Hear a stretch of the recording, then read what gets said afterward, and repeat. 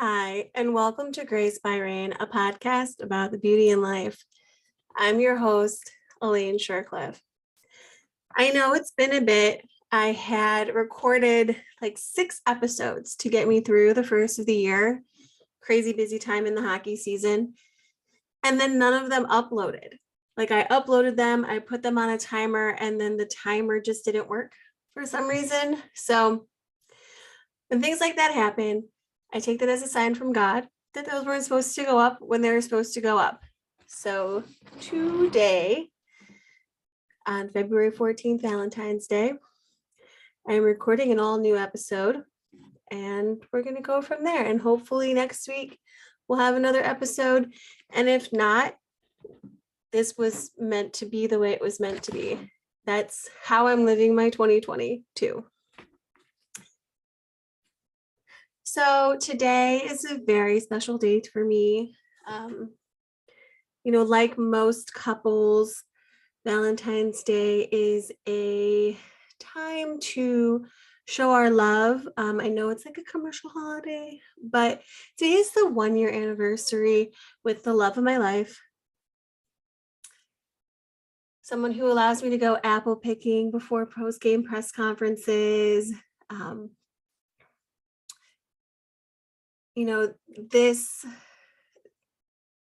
This means so much to me that I can also, go to battle with them, go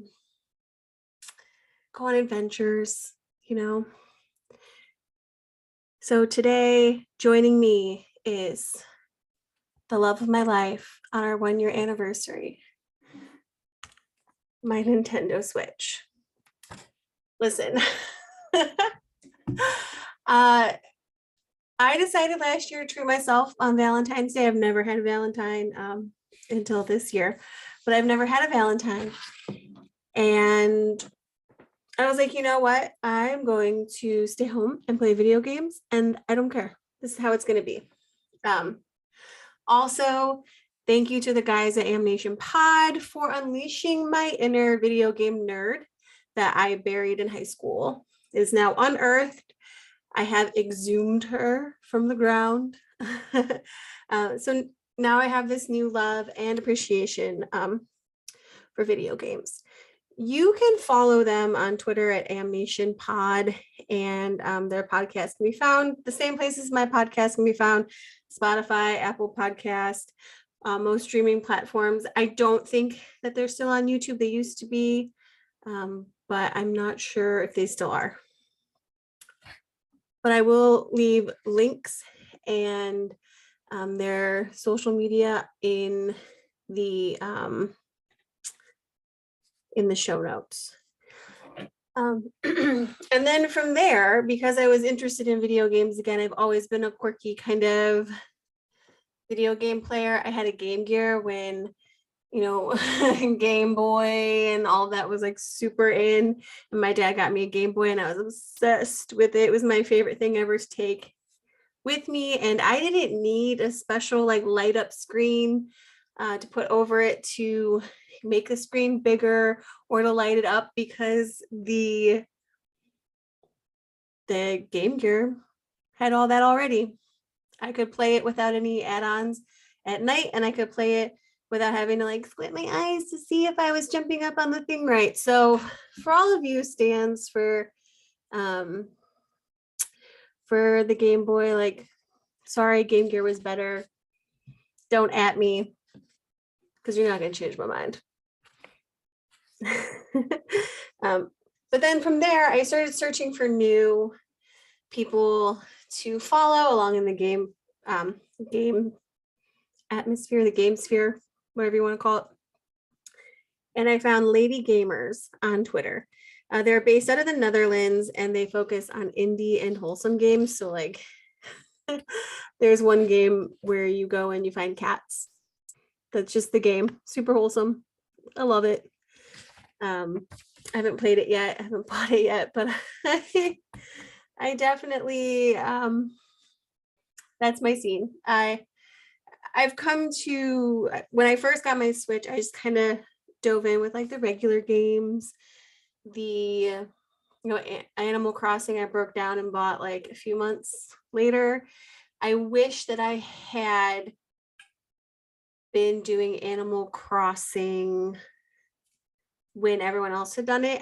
It's not as much fun for me. I do enjoy it to like shut my brain off, to help clear my mind. Sometimes when I need to think, I just go apple picking, fruit picking, go dig some holes, build a bridge, um, make some pies because I don't have to clean those dishes up because they're not real.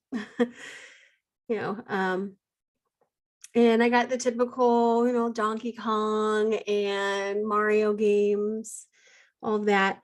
And there was a game I really liked. I just picked it up at random because someone was like, "Oh, play Zelda." And I was like, "Oh, I'm not a big fan of Zelda. Please don't hate me for that, Zelda stans." And someone suggested Phoenix. And so I got Phoenix and I love it. The problem is it is time consuming, which if I had the time, it would be fantastic and I would have played it through already and finished it. I mean, this is literally one of the first games I ever got. I think it was February or March of 2021 that I got it. So I definitely wish that I had the time to play it. I have to keep restarting it from the beginning because I keep forgetting where I'm at. I think it was BK who said on Amnation Pod that there should be something for adults who don't have time where it reminds you of where you're at and what you've done up until then. There should be a mode on all lengthy video games. I agree with that. So I guess you can probably guess and figure out what today's episode is about. The beauty of video games. So I have discovered all the different types of games I really enjoy. A lot of them are kind of quirky. A lot of them are visually pleasing. Some of them are old school looking. They're not, I'm currently playing a game called, I don't want to get this wrong, so I'm looking it up because it cracks me up because it's so old. It's like old school looking and the music is fantastic. It's called Epic Dumpster Bear 2. Yes, that's what it's called. Epic Dumpster Bear. It is a game about a bear that had been toxic waste and it made it this supernatural type bear, and you go through and basically just fuck shit up and try to get to the end without dying. I like it because it has a little bit of nostalgia from some of the older games that we would play when we were younger at the the video arcade. There was one in the town I grew up of Lions called Mr. Goba's. So if you are like Family Fun Center, so if you're from there, you totally know what I'm talking about. It doesn't exist now. It's not like a Montessori, but there was a lot of old school games like that. So the music though is really, really kind of incredible and gives you kind of this old school feel. I can't explain it. I'm gonna cue it up here in a second. It just cracks me up. I love it so much. Let's see.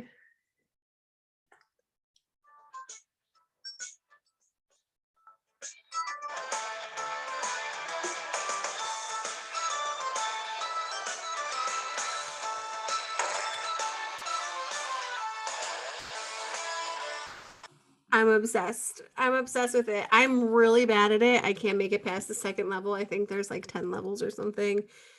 I cannot make it past the second level. I play it because I love the music. Sometimes you just need to hear a fun soundtrack. Yeah. And I also, I started playing Death's Door. That That's really fun. It's about a crow that's like collecting souls. It's cute. It's really cute. It's hard. It's not hard. It's you need to focus sometimes, like not during the whole game, but obviously during the bigger battles, and I enjoy it. It doesn't take a lot of my time, and if I need to pause it or come back to it in a few days, I know where I'm at. I don't have to like rack my brain and be like, oh, I have to go through all these challenges again to remember what I was doing. And I highly recommend it. I was playing Five Nights at Freddy's. Now, let me rephrase that. I tried to. If you have any sort of seizure disorder, it will give you a seizure. I used to have seizures in my brain from a bunch of concussions I had in high school. And despite the warning on this game, I still played it and I could feel a seizure coming on. So I stopped and I had like the worst headache for days. And I only have like minor ones and I haven't had one in years, many years. So I really wanted to try that game. I've heard it's really fun, kind of dark and twisty, you know. I'm here for that. But do not play it if you have any issues with your head, especially seizures. Don't do it. It's not worth it.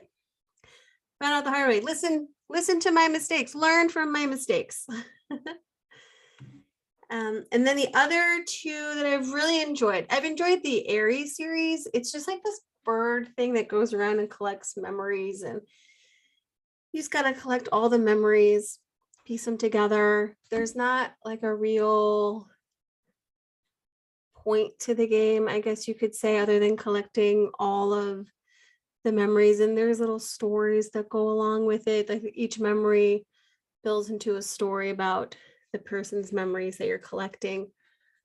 It is very relaxing, very zen, and it is absolutely beautiful. And then I also suggest Figment. It's very quirky. The art reminds me kind of like almost Tim Burton-esque, but not quite. I really enjoy it. It's there's someone in a coma and you're supposed to like help bring them out of it by yet again collecting their memories, and you have to go on these like quests to find them. It's different than Airy in that sense.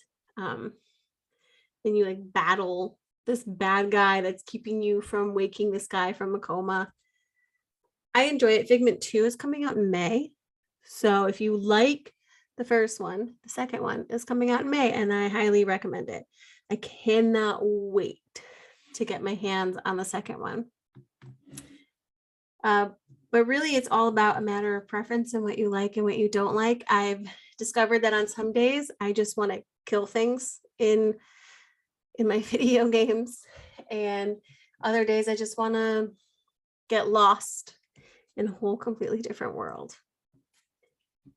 With that being said, I want to touch on the things that I realized about the beauty of video games. I think too many people get wrapped up and they're like, oh, video games are for people who don't have any ambitions, or they're for ultimate nerds, or they're for people who have no life or no friends, or they're just for dudes.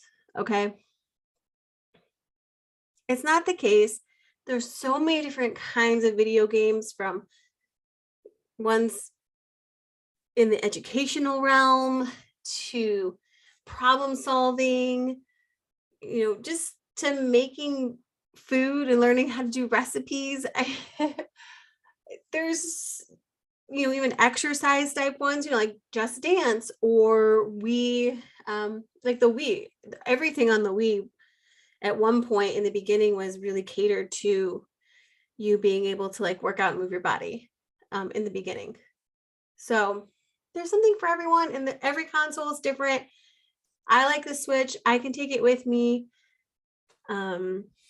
Also, I like the games on the Switch. I wish there was a little bit more cross with some of the other ones that I've seen out there. There are some games that I would love to play, but I only have one console. Well, two, I have the Wii, but I just don't want to have a bunch of video game consoles, and I don't have a lot of time to play video games.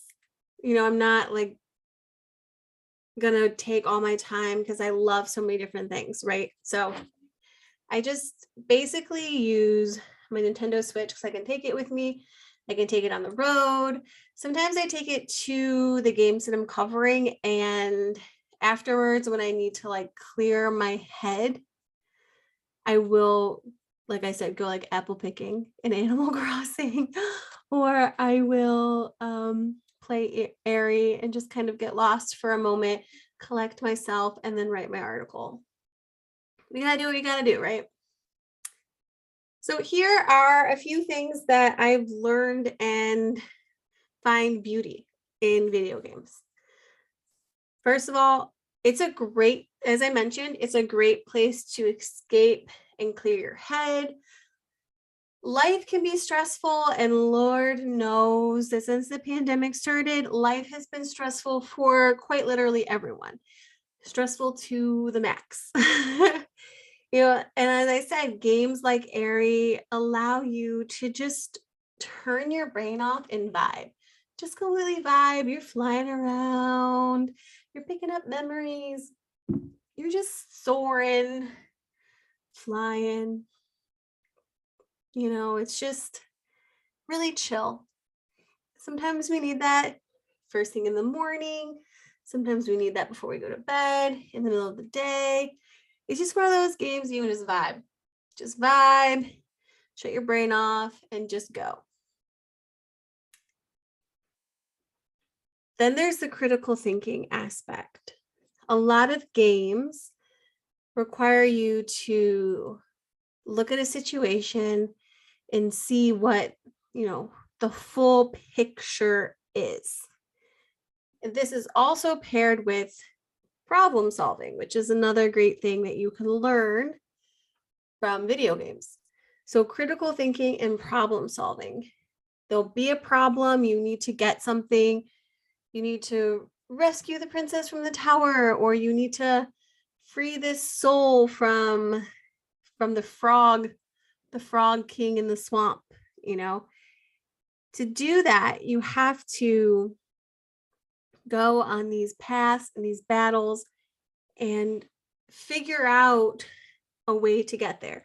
And sometimes there's multiple ways. One is faster, one is shorter.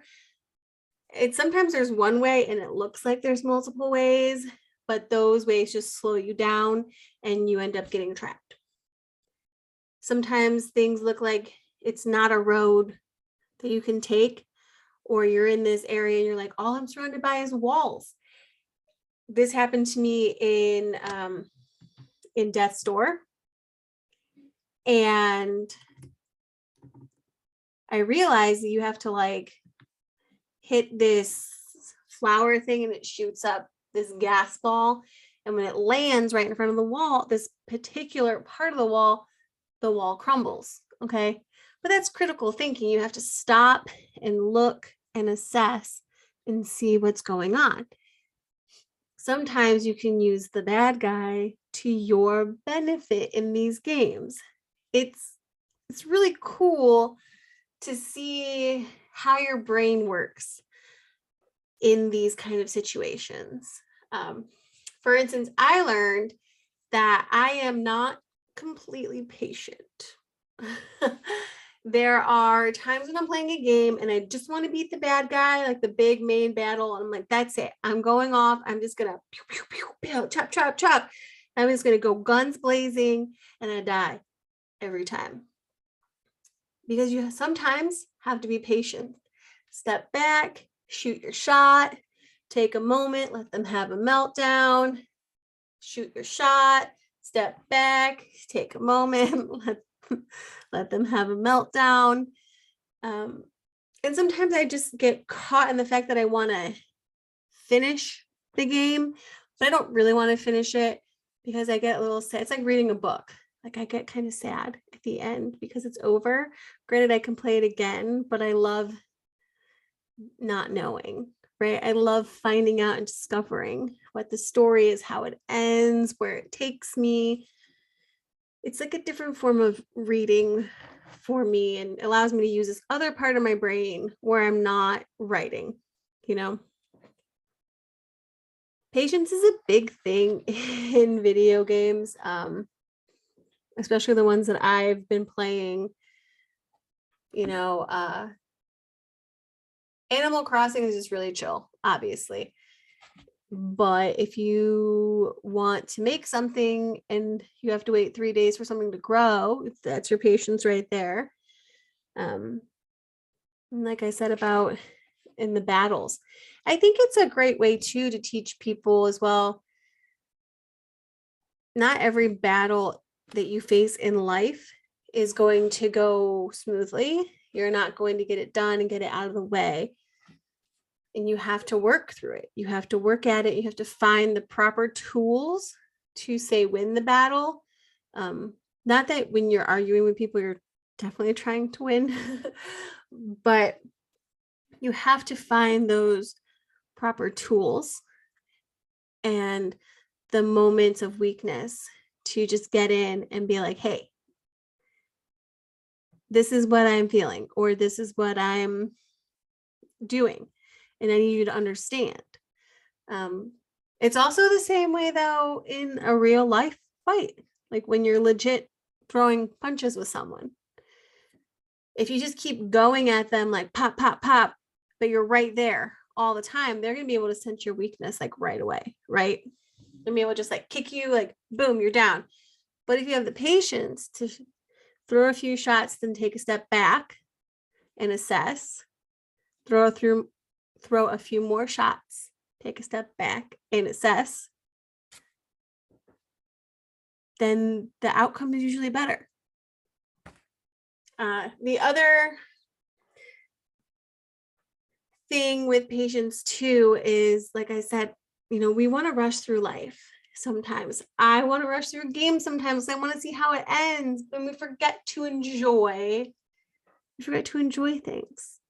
We forget to enjoy the little things and the little beautiful things. And I know I do that. Sometimes I just rush and I want to get to my end point. I know where my end point is and what I want, and I want to get there really fast, you know. And that's how it is with video games too, is you find the end point, you know where you're supposed to go, you're trying to figure out how to get there. But if you're not patient, it's going to take you a lot longer and it's going to be stressed and you're going to be screaming and you're going to be like, shit, GD, fuck every time you mess up because you know that you're pushing it. Granted, there are times when I am being patient and I'm playing one section of a game for like 3 hours and then I start, you know, unleashing the aggressive language because my brain is like short-circuited, and that's when you know it's time to take a break. I also really love how it combines artistry and music. It's kind of like a movie, but you can control it. You know, I love some of the scores that they put behind these video games. And you can tell, like, especially with the indie games, their music is really cool. It's not, you know, your typical, like say Mario or even with Call of Duty and stuff. It's a lot of, it feels like indie writers, people who specifically are writing for that scene in the game.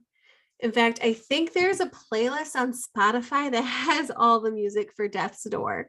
I love that. I love that because also from an artistry and a marketing standpoint, that's so smart, right? You want to market your game, put the soundtrack out before the game comes out, or pieces of the soundtrack out before the game comes out, kind of like a movie, like I said. you want to get people hyped about it, put that out. And it combines, I feel like video games is an untapped market for musicians, that more musicians, instead of trying to get that #1 Billboard hit or that #1 film score, winning the Oscar, which are all, those are all great things. I'm not shooting that down and saying it's not.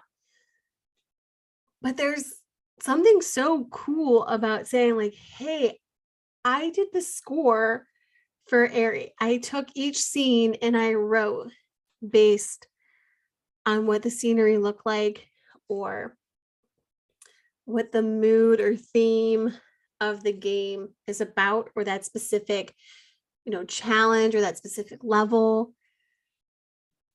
I love that. And I think more musicians should tap into that. I think there is something there to allow the artistry of it to come through a little bit more.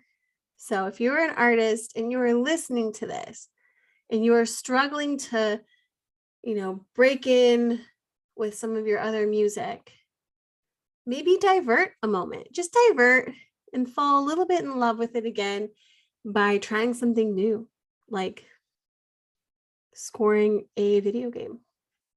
It's worth a shot, right? I also really love with video games is it's something to bond over. I love hearing people talk about how online gameplay gave them a chance to stay connected with friends and family, especially during the pandemic. I think there's a lot of value in that because you're getting to spend time with each other. Here's the thing. People can make all the excuses they want about why they can't see you, why they can't come into town, why you can't spend so much time together. There's all these reasons, okay? But technology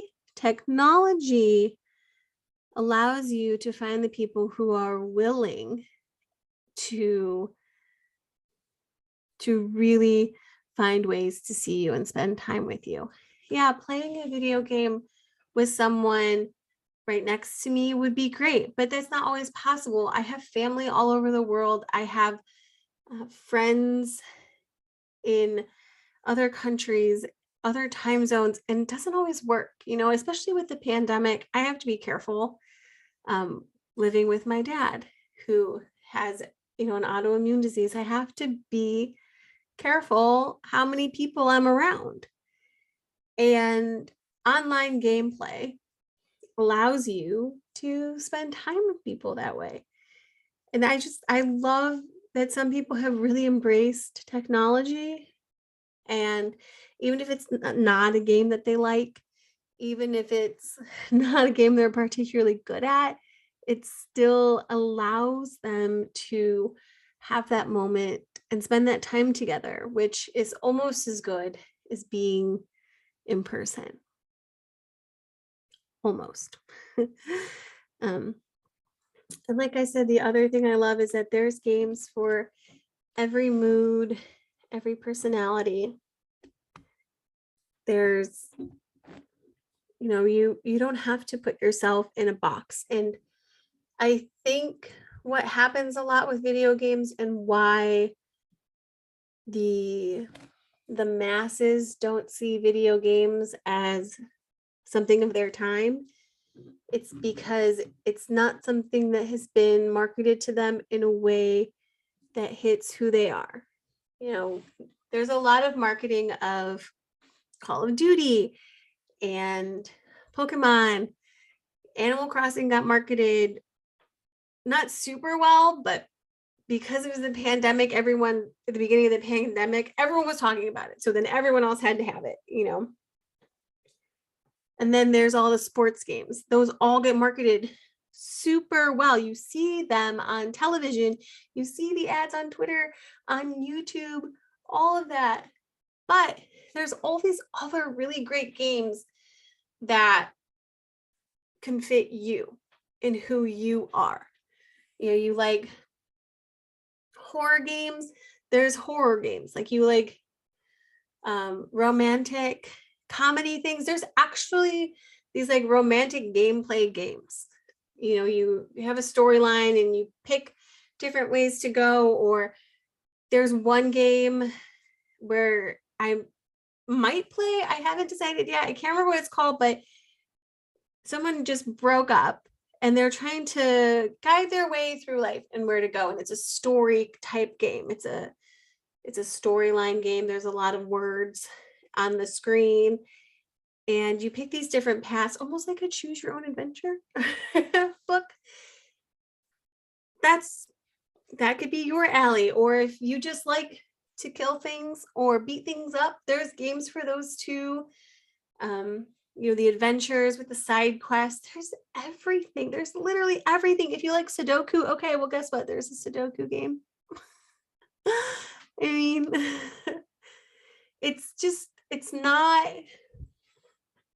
it has been marketed in such a way that the same people over and over want to play video games. And they think the Nintendo Switch and Animal Crossing coming out, you know, getting really hot during the pandemic was awesome because just the random run-of-the-mill person got their Switch and now they like it. You know, they are finding different things to love about it. Like I said, I am so glad that I decided to treat myself on Valentine's Day last year and buy a Nintendo Switch, because it has provided me with a lot of joy, a lot of enjoyment, and I've been able to connect with other people about the different games I play. You see it in sports too. Players will take games with them on the road. I have seen hockey players literally take their Xbox on the bus with them, or even even on the plane with them to have in the hotel room when they're away for a long time. The NHL bubble during the beginning of the pandemic, there were a lot of them that took their Xbox with them, and then I think it was Call of Duty or something had to download, and the Wi-Fi basically broke at the hotel because all of the people in the bubble were just downloading this update, and then they were all playing each other. I mean, they were playing each other on the ice and they're playing each other in Call of Duty, and I find something so fascinating about that. I think it's a great way to connect. I really do. And a great way to really find out who you are, and as well as, you know, hone those different qualities in you that you might not have thought you needed work on, like patience. Yeah, patience. I need a lot of patience. So I hope you enjoyed today's episode, and I want you to tell me about your favorite video games. I want you to tell me about what you love about video games and what your favorite console is. Are you a PC person, Xbox, PS, Switch? Like, what's your jam? Are you old school? Are you still rocking like the old school like N64s or Ataris? Like, I know there's some video game collectors who still play all those old games because they're nostalgia and it still works. So hit me up on social media or send me an email, any of that, and tell me what it is that you love about video games. Thank you for joining me. As always, be kind and love always. And play video games to your heart's content. Don't let anyone try to stop you. Catch you all back here next week.